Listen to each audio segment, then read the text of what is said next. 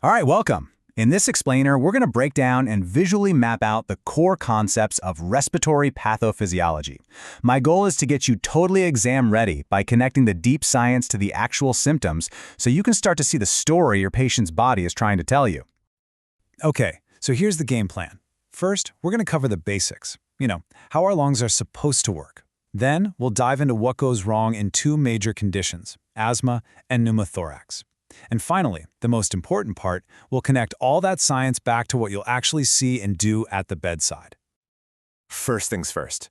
Before we can even think about what's going wrong, we've got to have a rock-solid understanding of what right looks like. So let's lock in that healthy baseline for how our lungs are supposed to function. Really, it all comes down to pressure. When your diaphragm contracts and pulls down, it makes your whole chest cavity bigger. This creates a vacuum, what we call negative pressure. And that vacuum just sucks air in from the outside. Then, when the diaphragm relaxes, the lungs, which are naturally springy, just recoil. This shrinks the space, increases the pressure, and it basically pushes all that air right back out. It's a really elegant mechanical process. Now let's zoom all the way into the business end of the lungs, the alveoli. I want you to think of them as millions of tiny microscopic balloons where all the magic happens. Now these balloons are coated with a soap-like substance called surfactant, and its job is to keep them from sticking shut when you breathe out. So hang on to that word, surfactant. It is so important, because if it's not working right, you've got a huge problem on your hands. All right, let's switch gears and talk about our first disease process, asthma. Now this isn't a problem with the alveoli themselves, but with the pipes, the airways leading to them. At its core, asthma is a disease where the body's airways just overreact. They get super sensitive.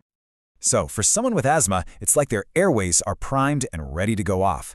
Any one of these things on this list can act like a spark that just lights this massive inflammatory fuse. The trigger itself isn't the disease, it just kicks off this crazy chain reaction that's already waiting to happen.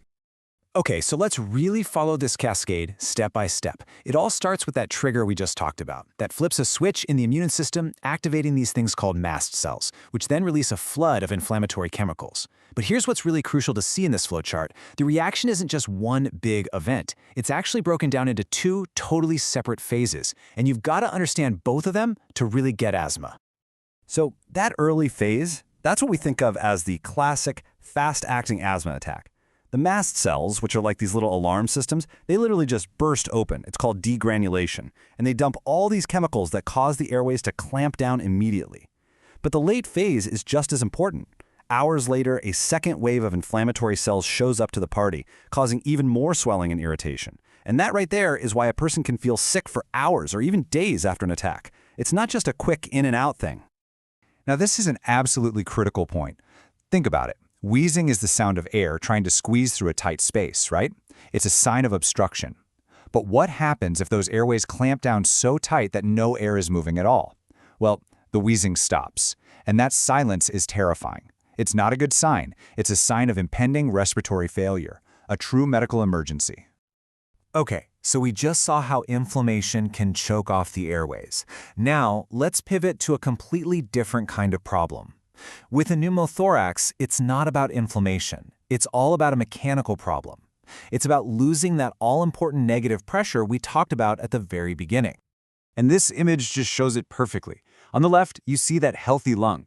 It's held open against the chest wall by that negative pressure, kind of like a suction cup. But on the right, air has gotten into that space between the lung and the chest wall. The pressure seal is broken, that suction is gone, and the lung, which is naturally elastic, just collapses in on itself. Okay, but here's a super important distinction you have to know for your exams. Not all collapsed lungs are the same. With an open pneumo, you've basically got a simple hole. Air goes in, air goes out. It's bad, but it's relatively stable. But a tension pneumo, whoa, that's a whole different beast. It acts like a one-way valve. Air gets sucked in, but it can't get out. So with every single breath, the pressure just builds and builds and builds until it starts to push the heart and the trachea over to the other side of the chest. It's a killer. Okay, this is where it all comes together. Let's take all this science and connect it directly to what you're actually going to see, hear, and feel at the bedside. This is how you become a detective, not just a technician. So think of this table as your Rosetta Stone, right? It translates the internal problem into an external sign. So you've got inflammation and constriction in asthma, boom, You're going to hear wheezing. The patient is trapping a bunch of air. Their chest is going to sound hollow or hyperresonant when you tap on it. Now let's look at the pneumothorax. A whole lung has collapsed? Well, of course, you're going to hear absent breath sounds on that side. And that last one is the big one for attention pneumo. That crazy pressure buildup literally pushes the trachea over to the unaffected side. You can actually see it. Okay, so we can spot the problem. Now what do we do about it? Because once you know the why, the what to do becomes so much clearer. We can intervene with purpose. Check this out. Every single one of these interventions is aimed directly at fixing the underlying problem. We sit them up in high Fowlers, that's just using gravity to make breathing easier. We give a bronchodilator like albuterol, that's physically prying open those constricted airways. We give corticosteroids, that's putting out the inflammatory fire, and it's so important because it targets both the immediate reaction and that lingering late-phase inflammation. Okay, for a sucking chest wound, what's priority number 1? You've got to plug the hole. That's it. Job 1. You cover that wound because every breath they take is just going to suck more air in and make the collapse worse. Step 2, you give them oxygen, because with one lung down, they need all the help they can get. Then, you get them comfortable, and finally, you get ready for the fix, a chest tube that's going to go in and literally reestablish that negative pressure by sucking all that extra air out. And hey, let's not forget the simple stuff, because it can be a lifesaver. When your patient is struggling to breathe, putting them in this tripod position can give them instant relief. It actually recruits the muscles in their neck and shoulders to help with the work of breathing, giving their diaphragm a little bit of a break. It's a simple move with a huge payoff. So let's tie this all together. Why is it so incredibly important to have this visual map in your head?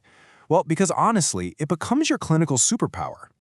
See, when you get this stuff, you stop just checking boxes on an assessment form. You become a clinical investigator. You don't just hear decreased breath founds. You think, could this be a pneumothorax? You can see what's coming next, you can act faster, and you can advocate for your patient because you know exactly what's going on inside their body. So I'm going to leave you with this question. Don't just see a list of symptoms. Use your understanding of the science to see the full story, the why behind what's happening. Because when you can do that, you're not just ready for an exam, you're ready to be a truly fantastic nurse.